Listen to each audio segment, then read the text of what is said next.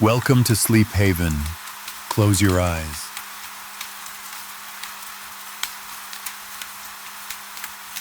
Close your eyes. You don't have to do anything now. Tonight you're going to keep Alma company while the bread rises in the warmest room in all of Willowmere. Nothing will be asked of you. Nothing will happen that needs remembering.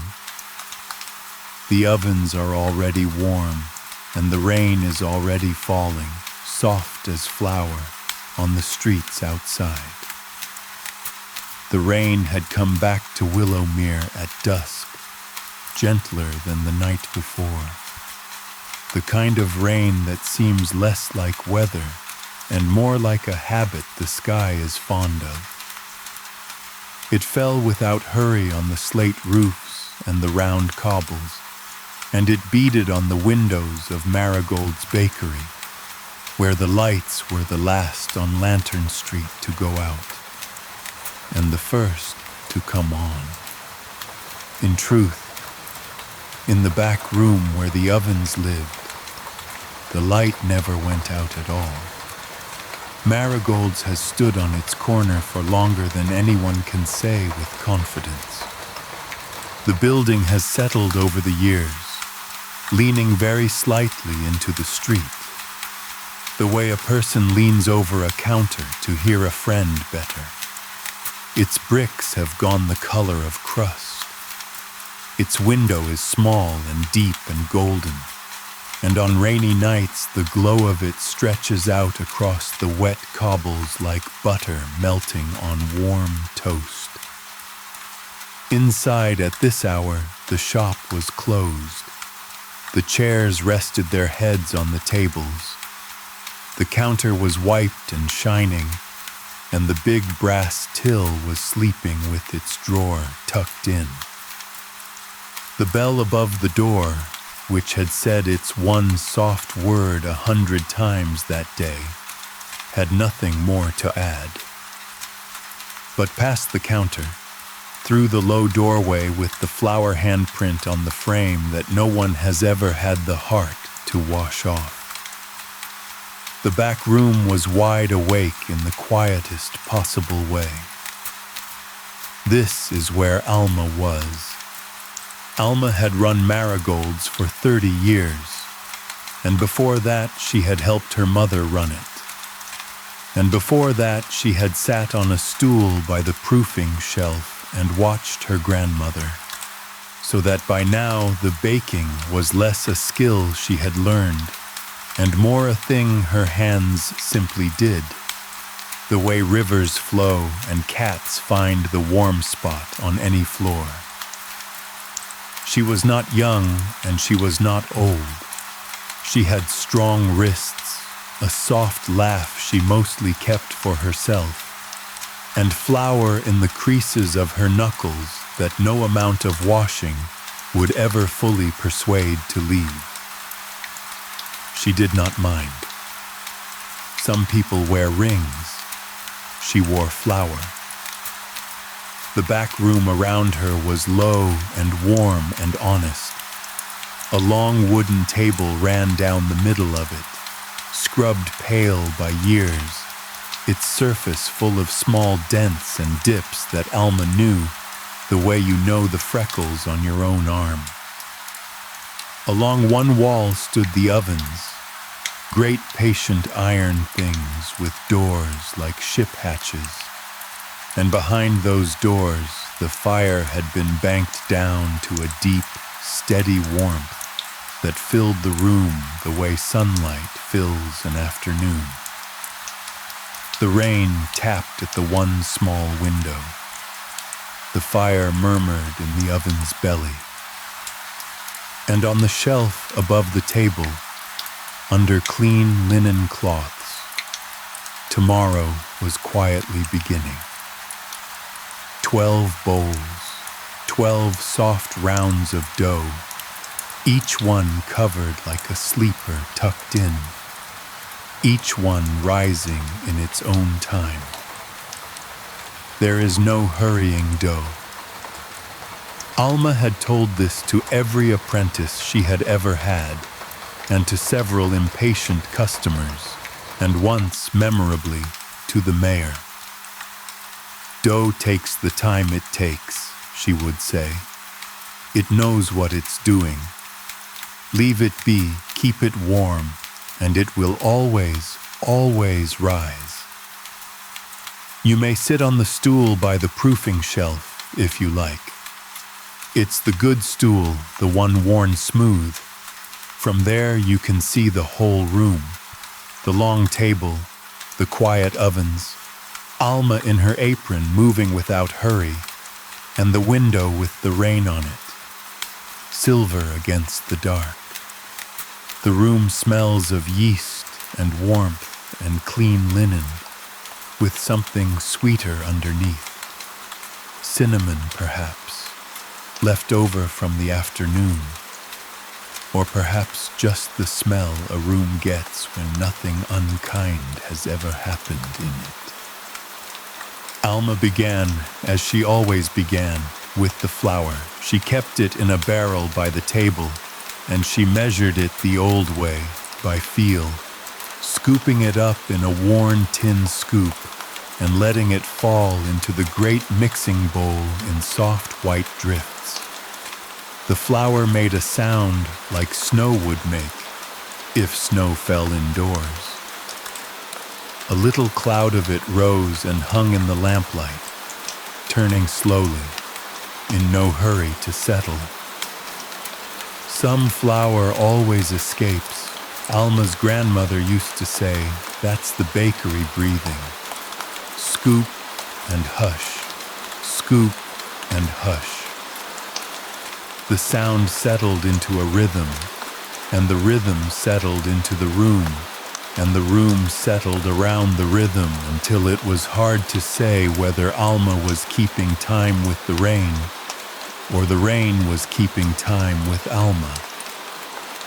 Into the flour went water, warm as a bath, and a crumble of yeast that smelled like the inside of every good morning.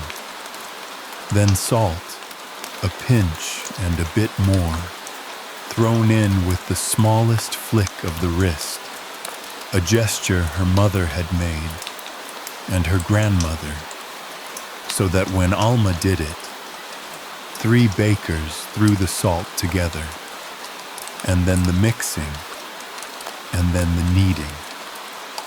If you have never watched someone knead dough who truly knows how, it is a peaceful thing to see.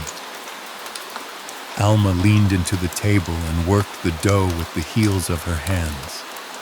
Fold and turn,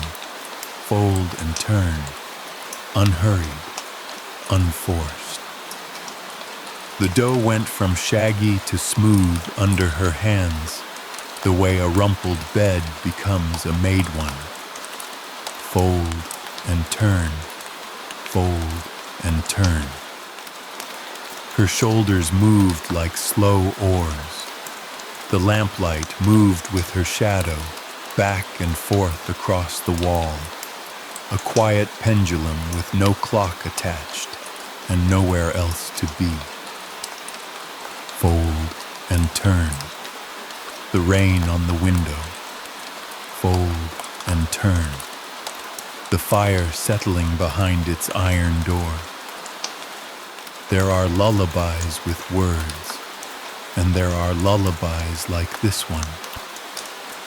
When the dough was smooth as a river stone, Alma shaped it into a round, set it in a bowl she had buttered, and drew a linen cloth over it, tucking the edges the way you'd tuck a blanket under a chin.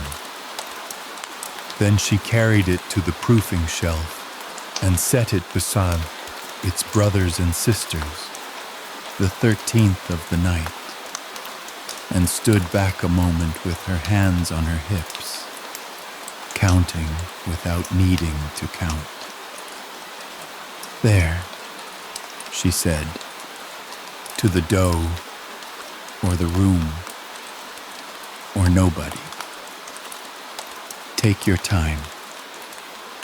The dough, being dough, said nothing. But under every cloth on that long shelf, a slow, secret work was going on, 1,000 small breaths gathering, the loaves to be growing rounder by a hair's breadth at a time, the way sleeping things grow. You could not see it happen.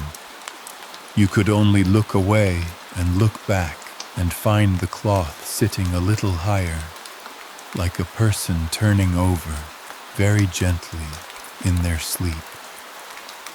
All night long, all along the shelf, tomorrow kept rising. Outside, down Lantern Street, a small gold light went by in the rain, pausing at every lamppost. Tobias, making his rounds, lighting his lamps, one by one, the way he does every night, the way he did last night, the way he will tomorrow. His light paused at the bakery window a moment, the way a friend nods at a friend's door without knocking, and then went on into the rain. Alma didn't look up, and didn't need to. Some greetings are worn so smooth they don't need moving parts at all. She set the kettle on instead. In Willowmere, most stories arrive at a kettle sooner or later. While it warmed, she opened the oven's iron door to look in on the fire. The coals shifted and glowed, deep orange going gold at the edges, breathing in that slow way banked fires breathe, brighter, then dimmer, then brighter again, like something dreaming. Warmth rolled out across the floorboards and up over the table and along the shelf where the dough slept. Alma added one split log, watched it catch and settle, and closed the hatch again, softly, click, like closing the door of a child's room. The kettle began its small, far-off whisper, and it was around then that the scratching came at the back door. A small, polite, entirely confident scratching, the scratching of someone who has never once been turned away. Alma smiled at the door before she opened it. Barley came in the way he always came in, unhurried, damp about the ears, tail up like a flag in no wind, a large ginger cat with the settled air of an alderman. He paused on the mat to inspect the room, found it correct in every particular, and crossed to the ovens, where a folded flour sack lay on the warm end of the hearthstone. Everyone in Willowmere knew that sack was Barley's. Barley certainly knew. He circled it twice, in accordance with the ancient regulations of cats, and folded himself down onto it with a sigh that seemed too large for one cat, as if he were setting down not just himself, but the whole long day. Every windowsill inspected, every doorway supervised, every duty of a busy town cat discharged in full. The rain tapped on. The kettle sang its low note. Alma made her tea and stood a while with the cup warming her palms, leaning against the table, in a room that smelled of flour and rain and cat and coming bread. You could stay right there, and many nights, this is where sleep will find you. On the good stool, in the warm room, with the rain outside and the fire inside, and 13 cloths rising slow along the shelf. But if your eyes are still a little open, Stay with Alma while the night walks on, because a baking night is long and full of small, quiet things, and every one of them is worth staying for. There is an hour in the middle of the night that belongs to no one, and bakers know it best. The dough was rising and could not be hurried. The fire was banked and needed nothing. And so Alma did what she always did with the hour that belongs to no one. She filled it, slowly, with the small tasks that keep a bakery kind. She took down the order ledger from its shelf, a fat old book swollen with years of flour dust, and turned to tomorrow's page by lamplight. 6 loaves for the heron's rest, where travelers wake hungry. 2 seeded rounds for the clockmaker, who claims the seeds help him think.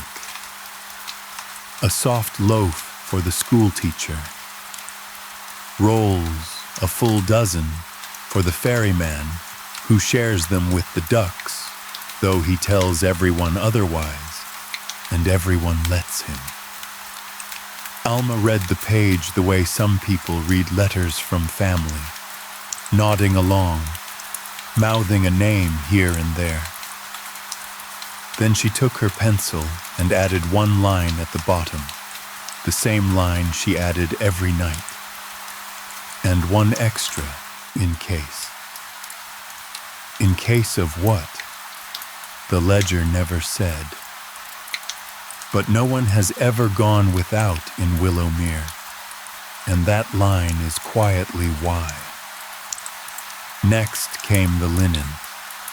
There is always linen in a bakery, cloths for proofing and cloths for cooling, and cloths whose duties are known only to bakers, and every night a few of them ask for mending. Alma settled on the chair arm with a needle and thread, and worked a small tear closed with slow, even stitches, the needle catching the lamplight, dipping and rising, like a tiny silver oar. Across town, in the room behind the bookshop, Iris was mending pages with the very same stitch, and neither of them knew it, and both of them would have been pleased. Somewhere far off, beyond the rooftops in the rain, the night train went by. It did not stop at Willowmere tonight. It almost never does. Its whistle reached the town the way all far-off things reach Willowmere, softened, rounded, half a dream by the time it arrived, and the town, without waking, made a small allowance for it, the way a sleeper shifts to let the cat settle. Barley's ears turned once, tracking it, and stilled. The whistle faded down the valley, carrying its light and its strangers off to wherever night trains go, and the rain closed gently in behind it. And the bakery was, if anything, warmer for having heard it. Alma rose then, and did her slow round of the room, the round her grandmother used to do. She touched the back of her hand to the proofing cloths, one by one down the shelf, reading the warmth of each like a brow. She looked in on the sponge she kept in the blue-lidded crock, the old yeasty starter that had been alive in this bakery longer than Alma had, fed a little flour and water every night like a hearth spirit, and bubbling to itself in a language only bakeries speak. She gave the crock its spoonful and its lid a small pat and moved on. The window next, still raining, still silver, still nobody out but the lamps. Good. The door, bolted kindly. The cat, risen an inch and a half in his sleep, like dough. All of it was as it should be, and this too is a kind of baking, the nightly proving of a room, the confirming, touch by touch, that the small world is round and warm and rising as it ought. She wound the shop clock last. It lived over the low doorway, a plain-faced thing with a tick like a slow heart, and it lost 4 minutes a week, which Alma corrected every night and would not dream of having repaired. A bakery clock should run a little slow, she said. It keeps the bread honest. She turned the key, tick, tick, tick, until the spring sat snug, and the clock went on measuring the hour that belongs to no one. 4 minutes gentler than the rest of the world. And when the hour had been well and truly filled, when the ledger slept and the linen lay mended, and the sponge had dined, the cloths along the shelf stood tall and full at last, and it was time for the best part of the baking night. It came as it always came, in the smallest hours, when the dough had risen full and round and proud under its cloths, and Alma, one by one, turned each soft round out onto the floured table. She shaped the loaves the way her hands had learned before her mind had a say. A fold, a turn, a cupping of both palms, a seam pinched shut like a secret kept. Some she slashed across the top with 3 quick, kind strokes, so the bread could open in the heat without tearing, which is, if you think of it, its own small lesson. Some she dusted with flour until they looked like hills after the first snow.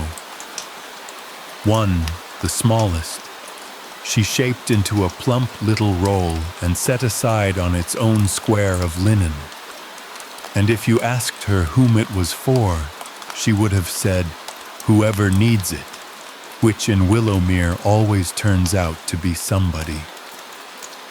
Then the oven's iron door swung wide, and the deep gold heat came out to meet the room, and the loaves went in on the long wooden peel, 1 and 2 and 3, sliding into the glow like boats setting out onto a calm, bright sea. Alma shut the hatch. She wiped the table with long, slow strokes. She turned the hourglass that had timed 100,000 loaves. And now the room did its finest, gentlest work. Now the smell began. It came slowly at first, from under the oven door, the smell of baking bread, which is the smell of patience being rewarded. It filled the back room and slipped under the low doorway into the dark shop and warmed itself around the sleeping till and the stacked chairs. It found the crack beneath the front door and went out, unbelievably gentle, into the rain, along Lantern Street, past the shuttered greengrocer's and the clockmaker's window, where all the small heartbeats ticked, not quite together. It drifted past the lamps, trading a little of its warmth to each ring of gold light, and it reached, at last, the open upstairs windows of the town and the sleepers behind them. They did not wake. That is not what the smell of bread is for. But all over Willowmere, in that small hour, the town's dreams went softer at the edges. The ferryman dreamed of his boat full of warm rolls, Iris above her bookshop, dreamed of a book whose pages were thin slices of toast, and did not find this strange at all. Mr. Fenn, in his cottage by the loch, dreamed the river had turned to honey, and let it through anyway, twice with great ceremony. And in 40 houses, 40 sleepers breathed in, and sighed, and settled deeper, the way the dough had settled under its cloths, without ever knowing why. This is Alma's real work, if you ask her. The loaves are only the visible part, the way the lamps are only the visible part of what Tobias does, what she bakes all night, every night, is the town's tomorrow. The certainty, lodged deeper than waking, that when morning comes, there will be warm bread and a lit window and a bell above a door saying its one soft word. A town can sleep through nearly anything, knowing that. Alma sat down at last, in the old chair by the ovens, the one her grandmother had sat in, with her tea gone comfortably lukewarm, and barley a warm orange weight against her shoe. The hourglass whispered its sand. The fire breathed. The rain, which had been falling all this while, softened now toward morning, the way rain does when it feels the night beginning to loosen its hold. Her eyes rested. Not sleeping, she would have told you, just resting. Bakers learn to rest the way cats do, fully and lightly at once, one ear keeping company with the oven. Her breathing slowed to match the fires, in and glow, out and dim. The lamplight sat still on the flowered table. The 13 linen cloths lay empty and folded now, their work done. And along the shelf where the dough had risen, the warm air shimmered faintly, as if the room remembered. And you, on the good stool, in the warmest room in Willowmere, you have nothing left to watch for. The loaves are in. The fire knows its business. The cat is asleep, and the baker is resting, and the rain is a whisper now, far away on the window, like someone smoothing a blanket over the whole town, once and again, slower each time. The bread will rise. It always does. Morning will come and the window will glow and the bell will say its soft word. But all of that is hours away yet, and none of it needs you. The fire breathed, dimmer now and warmer. The rain grew softer still, and in the back room of Marigold's, in the middle of the sleeping town, the night went on rising, slow and round and sure, and Willowmere slept, and so can you.